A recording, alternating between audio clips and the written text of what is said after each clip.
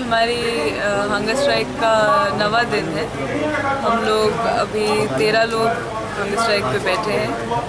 कईयों की तबीयत बहुत ख़राब होने की वजह से उनको स्ट्राइक कंटिन्यू करनी पड़ी है। जो लोग स्ट्राइक पे ऑलरेडी बैठे हैं, अभी भी बैठे हैं, उनकी तबीयत भी काफ़ी ख़राब हो रही है। ब्लड प्रेशर सबका लो है, शुगर लो है, लेकिन तब भी हम लोग के हौसले बुलंद हैं। हम लोग लड़ रहे हैं क्योंकि हमें पता है कि हमारी लड़ाई सही है। हम लोग लड़ रहे हैं इस HLEC रिपोर्ट के ख़िलाफ़, जो बिना किसी वजह के कल्चरल प्रोटेस्ट कैंपस पे करने के लिए लोगों को, ऑर्गेनाइजर्स को और पार्टिसिपेंट्स को पनिश करना चाहती है। जो चाहती है कि खौफ का माहौल JNU में पैदा हो, जिसकी वजह से लोग ना प्रोटेस्ट करें, ना मीटिंग्स करें, ना और जो प्रोग्रेसिव माहौल एक JNU का है वो ख़त्म हो जाए। हम इस अटेम्प्ट के ख़िलाफ़ लड़ रहे हैं और तब तक लड़ेंगे जब तक इस HLEC रिपोर्ट का एक एक क्लॉज हम लोग रिजेक्ट नहीं कर देते हैं। हमारे साथ आज सिविल राइट्स एक्टिविस्ट आए हुए हैं। हम रोज़ आकर टीचर्स, अलग अलग लॉयर्स, अलग अलग जर्नलिस्ट, ऑफ कोर्स स्टूडेंट्स आकर अपनी सॉलिडारिटी दिखा रहे हैं। एक अटेम्प्ट किया गया था एडमिनिस्ट्रेशन की तरफ से मई के महीने में इसको HLEC रिपोर्ट की पनिशमेंट्स को लागू करना, ताकि इस तरह की सॉलिडारिटी ना बन पाए। इस अटेम्प्ट को पूरी तरह ये अटेम्प्ट पूरी तरह फेल हुआ है और हमारे सॉलिडारिटीज़ बन रही है। हमारा मूवमेंट और इंटेंसिफाई हो रहा है और हमें पूरा यकीन है कि अंत में हम लोग जीतेंगे।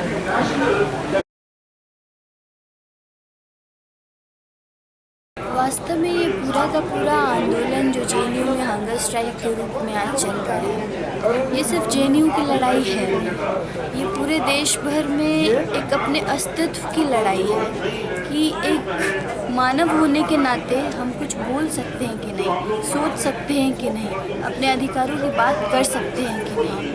ये पूरा का पूरा जो आंदोलन पूरे देश भर में उभरा है, चाहे FTII हो, HCU हो, जादवपुर हो, JNU, कुछ बुनियादी अधिकारों को लेकर के रहा है, कुछ स्टूडेंट्स के बुनियादी हकों को लेकर के रहा है, इंस्टीट्यूशनल मर्डर के खिलाफ, रोहित वेमुला के इंस्टीट्यूशनल मर्डर के खिलाफ, फिर 3 महीने जो ऑक्यूपाई UGC मूवमेंट चला, जिसमें फेलोशिप जो बंद कर दिया गया था उसको वापस लाने के लिए, ये सारे आंदोलनों को और स्पॉन्टेनियस आंदोलनों को देख के सरकार जो है एक तरीके से हिल गई। एक समय के लिए उनका नींद चैन जो है इस देश के छात्रों ने, युवाओं ने ख़त्म कर दिया था।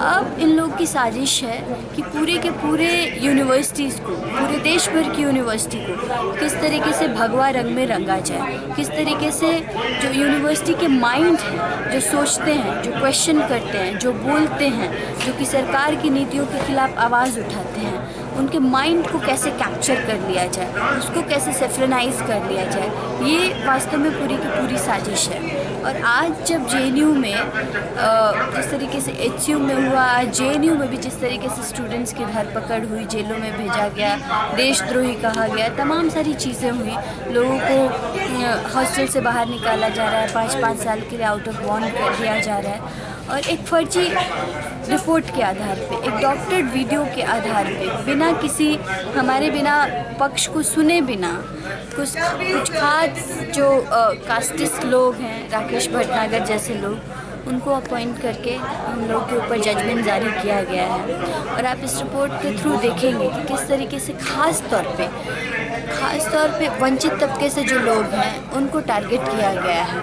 मोस्टली जो है यहाँ पर खास कास्ट क्लास कम्युनिटी से आने वाले लोगों को टारगेट करके उनको उस यूनिवर्सिटी से बाहर करने की साजिश हम लोग देख पा रहे हैं।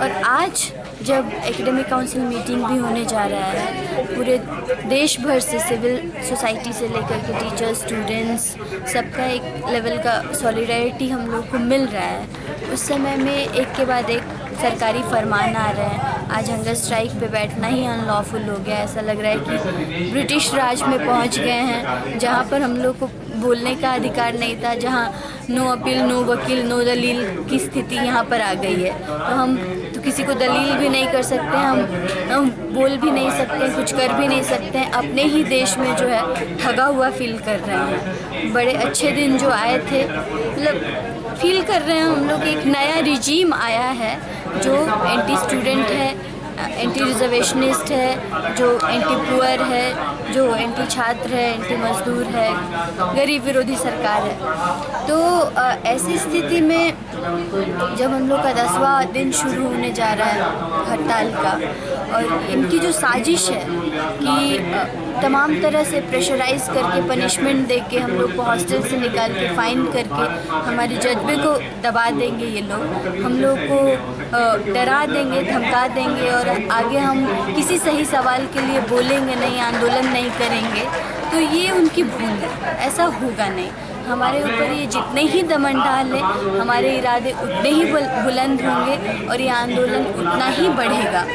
आज 10वां दिन जब होने जा रहा है तो हम पूरे देश भर के छात्र नौजवानों से, स्टूडेंट्स कम्युनिटी से यही अपील करेंगे कि आज ये सच में एक हमारे अस्तित्व की लड़ाई है, जमहूरियत को बचाने की लड़ाई है, पूरे देश भर में लोगों के आवाज़ को बचाने की लड़ाई है, मानव अधिकारों को बचाने की लड़ाई है।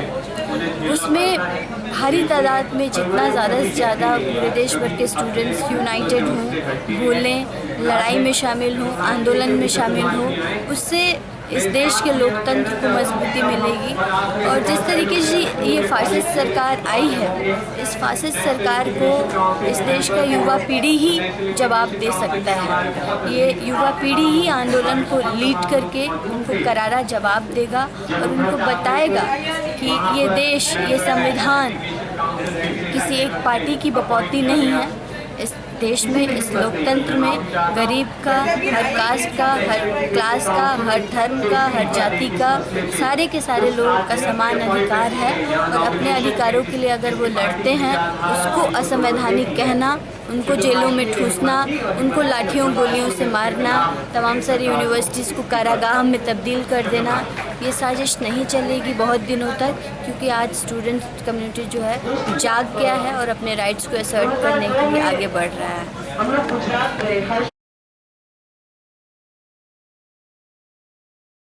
मेरा नाम आनंद प्रकाश है।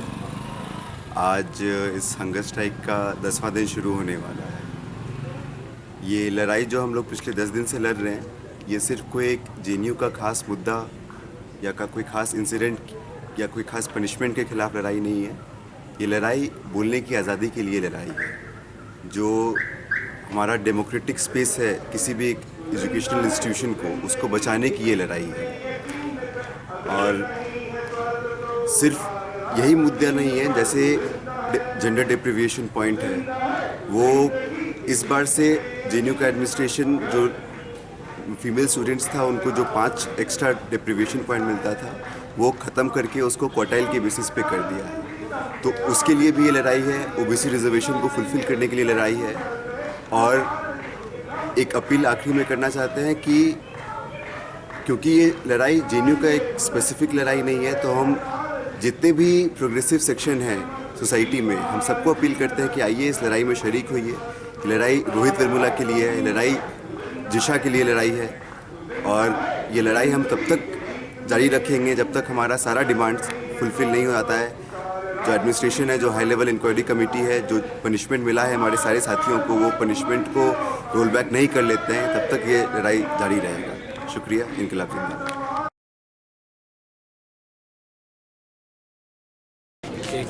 अच्छा, मेरा नाम फयाज है। आज हमारे हंगर स्ट्राइक का 10वें दिन चल रहा है, जिसमें हमारे बहुत सारे साथी, कुछ साथियों का हेल्थ काफ़ी डिटोरेट कर रहा है। उनका कीटोन लेवल जो है वो +4 जा रहा है। सभी साथी जितने भी हंगर स्ट्राइक पे हैं +4 गया है। कॉमरेड प्रेसिडेंट कल एडमिट हुआ, जिसकी वजह से उनको डिसकंटिन्यू करना पड़ा। कॉमरेड अक्सा आगा जो हमारे साथ हंगर स्ट्राइक पे थे, वो भी आज उनका भी हेल्थ काफ़ी डिटोरेट करने की वजह से वो भी आज डिसकंटिन्यू किए हैं। ये जो पूरा जेएनयू में जिस तरह का एक हाई लेवल इंक्वायरी कमेटी का जो ये रिपोर्ट आया, जिसमें बहुत सारे अलग अलग तरीके का पनिशमेंट सुनाया गया स्टूडेंट्स को, ये बेसिकली एक विच हंटिंग कर रहा है स्टूडेंट्स का। अगर हम इस लड़ाई को, मुझे लगता है कि हम एक ब्रॉडर उसमें देखने की ज़रूरत है। हम अगर HCU को देखते हैं, HCU में जो रोहित वेमुला के साथ हुआ, उससे इस लड़ाई, ये अभी जो इंसिडेंट इस कैंपस में हो रहा है, उसको बहुत सारे सिमिलरिटीज़ हैं कि किस तरह से HCU में एक पर्टिकुलर आइडियोलॉजी को रखने के लिए, एक पर्टिकुलर आइडियोलॉजी को प्रैक्टिस करने के लिए, अम्बेडकरिज्म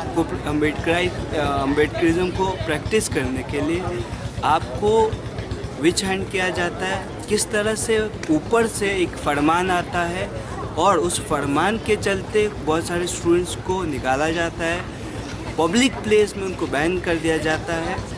और ये जो पूरा इंटरवेंशन है कैंपस का, यूनिवर्सिटीज़ को ऑटोनॉमी ख़त्म करके, जो एक आइडियोलॉजी को क्रिमिनलाइज करने का, वही चीज़ हम इस कैंपस में भी देख सकते हैं।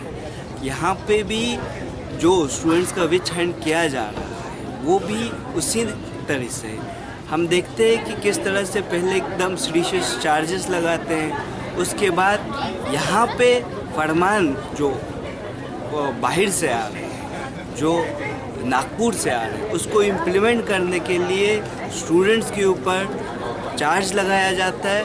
और लगातार VC भी ये चीज़ कह रहा है कि मेरे ऊपर बाहर से प्रेशर है।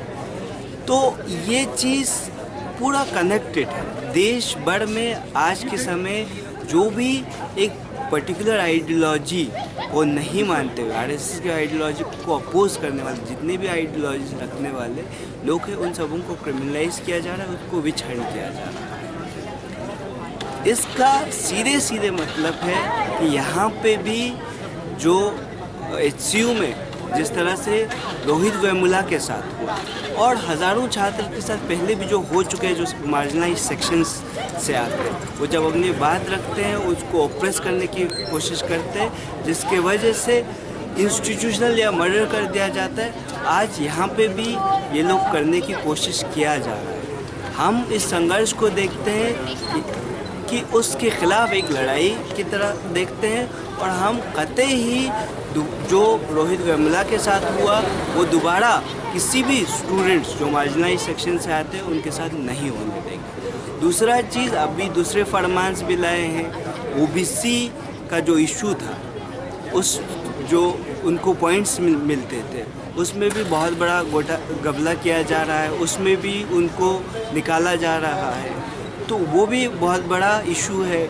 डिप्राइवेशन जो अलग अलग मार्जिनलाइज सेक्शंस को, इस कैंपस को इंक्लूसिव बनाने के लिए जो लाया गया था, उसको भी ये VC बिना स्टूडेंट्स कम्युनिटी को से पूछे हुए, बिना दूसरे जो सेक्शंस है इस कम्युनिटी के, चाहे वर्कर्स हो, टीचर्स हो, उनसे पूछे हुए उसको कहीं ना ख़त्म करने की कोशिश कर रहा है, उसको चेंज करने को, उसमें चेंज लाने की कोशिश कर रहा है।